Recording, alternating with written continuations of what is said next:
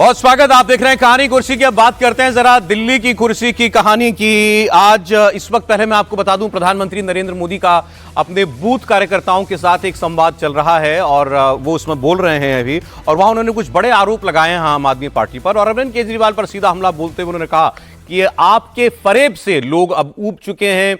आपदा वाले रोज नई घोषणा करते हैं, केजरीवाल जी रोज नई घोषणा करते हैं, उसका जिक्र वो कर रहे थे। उन्होंने कहा कि जनता आपदा का खेल अब समझ चुकी है और आपदा वाले अगर आ गए फिर से तो फिर ये पैसा खाएंगे, और हार के डर से रोज नई नई घोषणाएं कर रही है आम आदमी पार्टी। शीश महल बनाया और उसमें पानी की तरह पैसा बहाया गया। सुनिए मोदी जी को। और दिल्ली की जनता पानी के लिए तरस रही है। साफ पीने के पानी की दिल्ली में कितनी बड़ी समस्या है। आज दिल्ली में पानी माफिया, टैंकर माफिया फल फूल रहे हैं और दिल्ली वालों के बाल बच्चे गंदा पानी पीने के लिए मजबूर हैं और बीमारी के शिकार हो रहे हैं। ये सब आप वालों की आपदा नहीं है तो क्या है? भाजपा ने हिमाचल, उत्तराखंड, जम्मू कश्मीर, ऊंचे ऊंचे पर्वतों में रहने वाले लोगों तक, राजस्थान और कच्छ के रेगिस्तान तक पीने का पानी पहुंचाया है। लेकिन दिल्ली में ये आपदा वालों को इसकी परवाह नहीं है। अगर भाजपा वहां शुद्ध पानी पहुंचा सकती है तो मैं दिल्ली वालों को विश्वास दिलाता हूं कि भारतीय जनता पार्टी की सरकार आते ही दिल्ली वालों के घरों में भी साफ पानी पहुंचाने का एक महाअभियान हम चलाएंगे। घर घर तक पीने का शुद्ध पानी न मिले, हम चैन से बैठने वाले नहीं हैं। साथियों, आपदा वालों ने दिल्ली की हेल्थ सर्विस को भी बर्बाद कर दिया है, उसमें भी घोटाला किया है। और भूलना नहीं है कि इन आपदा वालों ने क्या गुनाह किया था।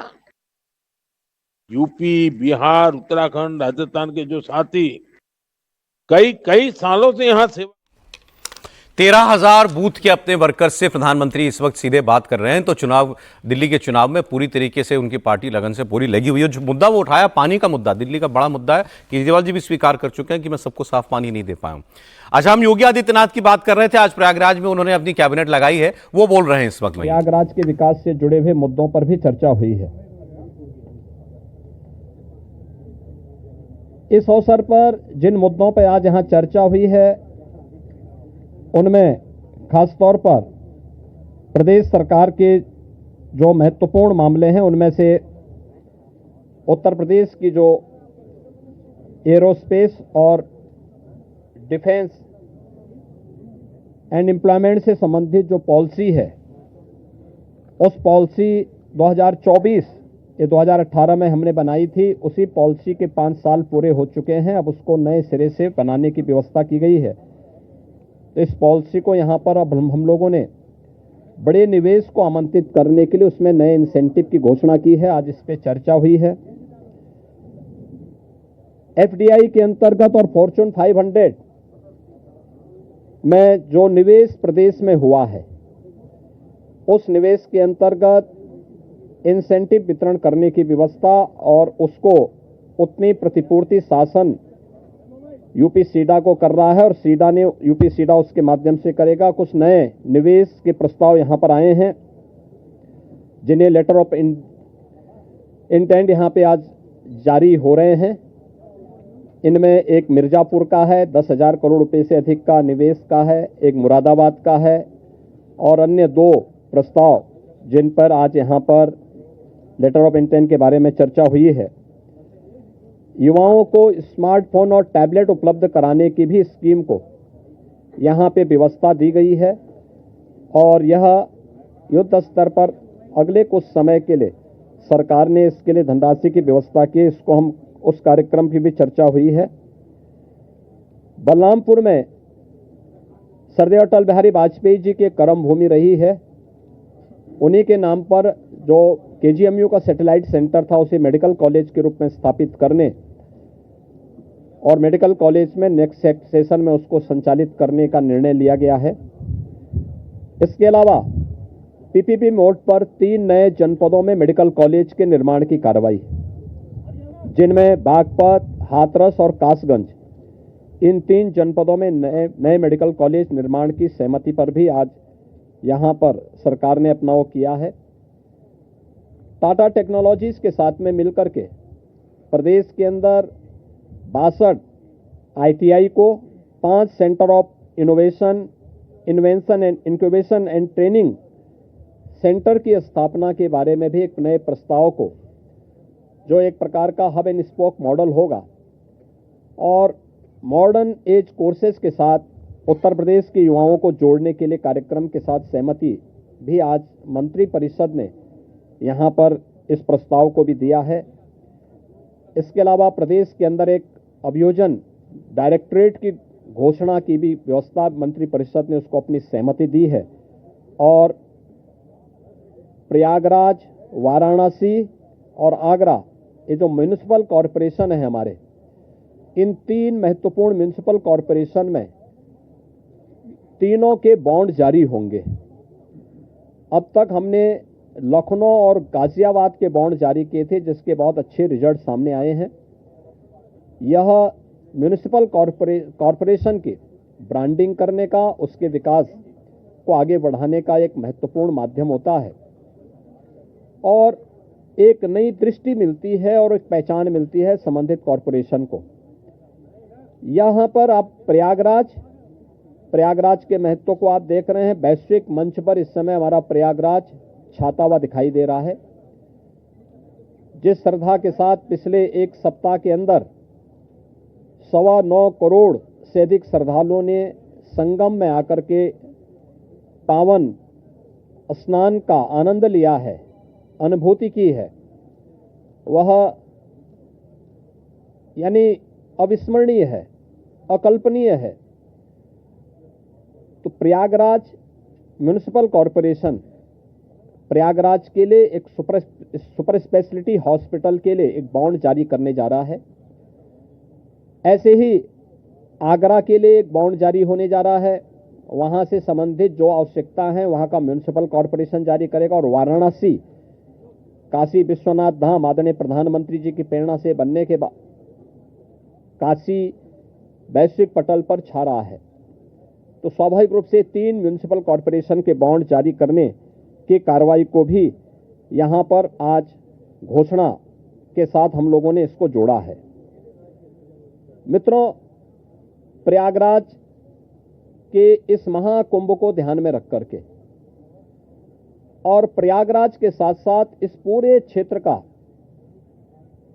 एक सस्टेनेबल डेवलपमेंट के कार्यक्रम के साथ जोड़ने की कार्रवाई आदरणीय प्रधानमंत्री जी की प्रेरणा से इसको आगे बढ़ाने के लिए सरकार ने तय किया है कि इसको लेकर के हम लोग जो आदरणीय प्रधानमंत्री जी का विजन है, जैसे लखनऊ में हम लोगों ने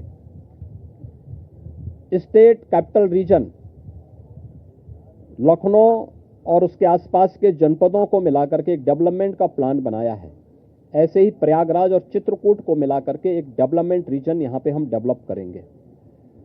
इसके लिए इंफ्रास्ट्रक्चर के लिए जो महत्वपूर्ण होगा वह एक गंगा एक्सप्रेसवे का एक्सटेंशन हम लोग देंगे। गंगा एक्सप्रेसवे प्रयागराज से मिर्जापुर, मिर्जापुर से भदोई होते हुए संत रविदास नगर होते हुए यह काशी, चंदौली और गाजीपुर में पूर्वांचल एक्सप्रेसवे के साथ जुड़ेगा। इसके अलावा वाराणसी और चंदौली से यही एक्सप्रेसवे सोनभद्र को जोड़ते हुए नेशनल हाईवे के साथ जुड़ेगा। तो यह इंफ्रास्ट्रक्चर की दृष्टि से जैसे प्रयागराज में प्रयागराज चित्रकूट डेवलपमेंट रीजन यहाँ पे हम लोग तैयार करने जा रहे हैं, वैसे ही वाराणसी में भी वाराणसी बिंद एक डेवलपमेंट रीजन वहाँ पे भी डेवलप करने की कार्रवाई पर नीति आयोग के साथ मिलकर के इस कार्यक्रम को तेजी के साथ आगे बढ़ाया जा रहा है। तो ये डेवलपमेंट के वे रीजन होंगे जो वास्तव में यहाँ की वहां पे भी डेवलप करने की कार्रवाई पर नीति आयोग के साथ मिलकर के इस कार्यक्रम को तेजी के साथ आगे बढ़ाया जा रहा है। तो ये डेवलपमेंट के वे रीजन होंगे जो वास्तव में यहाँ की